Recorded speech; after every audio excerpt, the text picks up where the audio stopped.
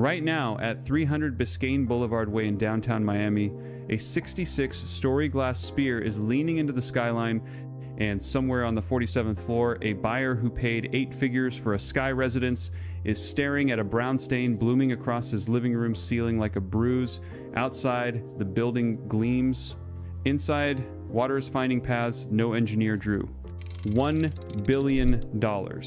That is the number stitched to the Aston Martin Residences Miami, the tallest residential tower south of New York, the trophy of a car brand that had never built a building in its life. And tonight, the trophy is leaking. Crews are sealing curtain wall joints in the dark so tourists on the Riverwalk don't see the buckets. Owners are signing non-disclosures before they get a key. And the question nobody downtown wants asked out loud is simple.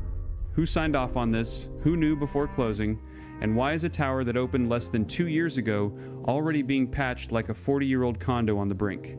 Let's go back to the pitch, because the pitch is where the rot always starts. 2015, G&G Business Developments, a father and son operation out of Argentina led by German Coto, walks into Miami with a piece of land at the mouth of the Miami River and a fantasy. They don't want to build another glass box. They want a sail.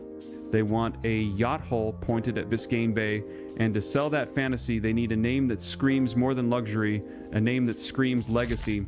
So they call Aston Martin, the British car maker known for James Bond, leather stitching, and exactly zero experience pouring concrete. Aston Martin licenses the name. Revuelta Architecture in Miami does the drawings. Fotis Me and Anger Engineering handles structure. Coastal Construction, one of the largest contractors in Florida, signs on to build it. Renderings drop. The press swoons. They call it the most beautiful tower in Miami. 391 units, 57 elevators, a super yacht marina at the base. Prices starting at $700,000 and climbing past $59 million for the penthouse triplex with its own Aston Martin Vulcan parked inside the apartment as a sculpture. By 2017, the project is 90% sold off plans, meaning nobody has lived in it, nobody has tested it. Buyers from Argentina, Brazil, Mexico, Russia, the Gulf are wiring deposits sight unseen, betting on a brand that builds engines, on a developer with a thin Miami resume, on a city that has already buried one tower at Surfside and learned, apparently, nothing. Construction starts in 2019. And here is where the timeline starts to wobble. The original delivery date is 2021, then 2022, then 2023. COVID takes the blame publicly, supply chains take the blame publicly, but inside the trade press, something else is being whispered. The geometry of the building, that beautiful sail shape, twists as it rises. Every floor plate is slightly different from the one below it. Every curtain wall panel, every one of the thousands of glass units wrapping the facade has to be custom fabricated to a unique angle. There is no repetition. In construction, repetition is what keeps water out. Repetition is what makes a joint detail tested, retested, perfected across 1,000 identical seams. The Aston Martin Tower has almost no repetition. It is a one-off, 66 stories of one-offs stacked on top of each other, and every single joint between every single panel is a potential leak path. The engineers know this, the contractors know this, the buyers do not. Topping out happens in 2023, the ribbon cuts in April 2024, German Coto stands at the podium and calls it a masterpiece, the Aston Martin CEO flies in, there is champagne, there is a Vulcan delivered to the lobby. And within months of the first residents moving in, the complaints start. Water in the gym, water in the spa, water tracing down the inside of curtain wall mullions on the 30-something floor after a routine afternoon thunderstorm, the kind of storm Miami gets 200 times a year. Owners post in private Telegram groups. A few brave ones post on Reddit and delete within hours. Photos leak anyway. Brown rings on white ceilings, silicone smeared in thick beads over joints that were supposed to be invisible. Workers on swing stages recaulking the exterior of a building that is not yet 2 years old. One resident quoted in a local trade outlet and then quietly walked back says the building sounds like it's breathing when the wind comes off the bay. Glass flexing, steel groaning. A sail, after all, is meant to move. And then the structural questions start, and this is where the story stops being about caulk and starts being about something heavier. Independent engineers retained by at least 2 unit owners, according to filings that briefly appeared in Miami-Dade's civil court before being sealed under confidentiality stipulations. Flag movement at the upper floors beyond what the original drawings predicted. The tower is designed to sway. Every tall building sways, but the reports describe deflection patterns at the crown that suggest the post-tension slabs on the upper levels are not behaving the way the model said they would. 3 inches, that is the number that appears in one of the leaked summaries, 3 inches of additional lateral movement at the top during sustained wind events compared to the design envelope. 3 inches sounds like nothing until you remember that 3 inches is what cracks the sealant. 3 inches is what shears the anchor of a curtain wall clip. 3 inches over 10,000 joints is a building that leaks from every pore. The developer denies everything. G&G issues a statement calling the reports speculative, isolated, and resolved. Coastal Construction declines to comment.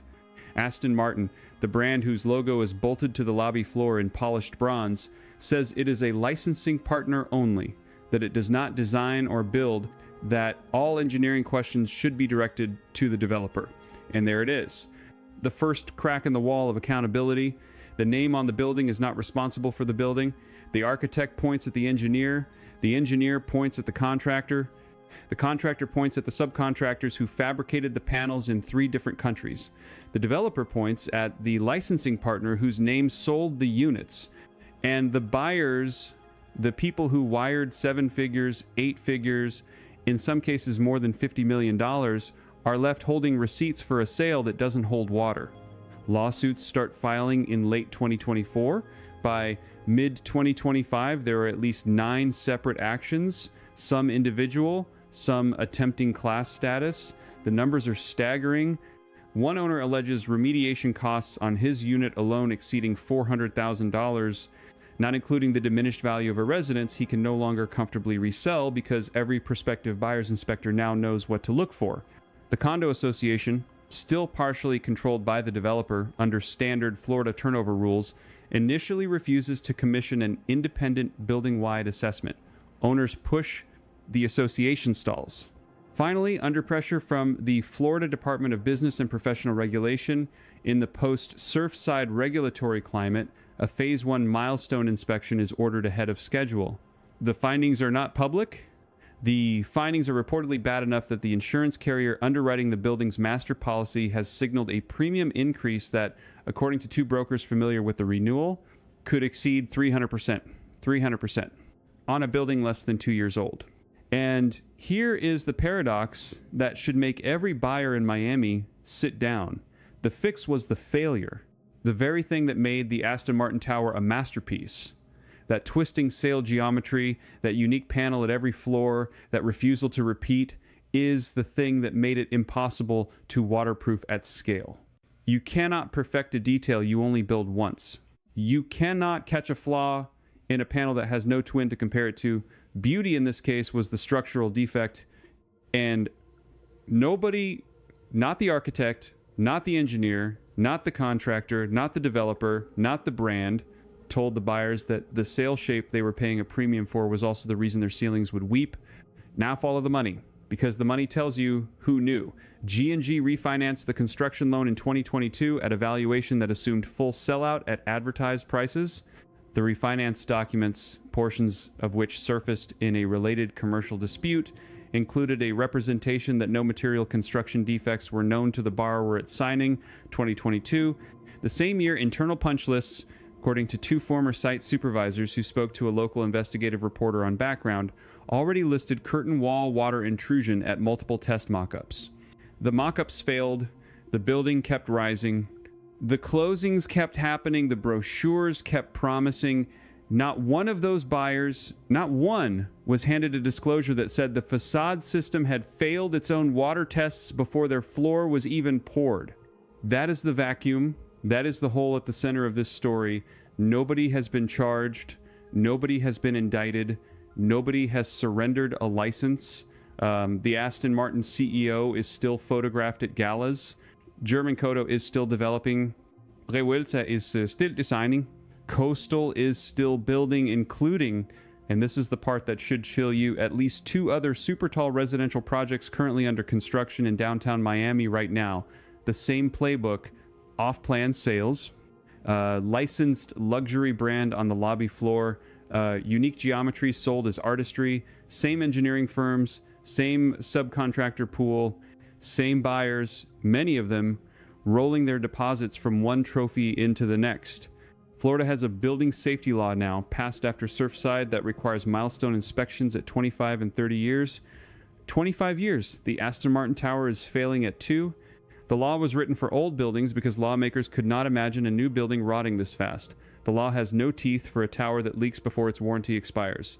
The state has no mechanism to force a developer to disclose pre-closing defects retroactively. The buyer's only remedy is the courts. And the courts in Miami are buried, and the developer's lawyers are very, very good at delay. So what happens now?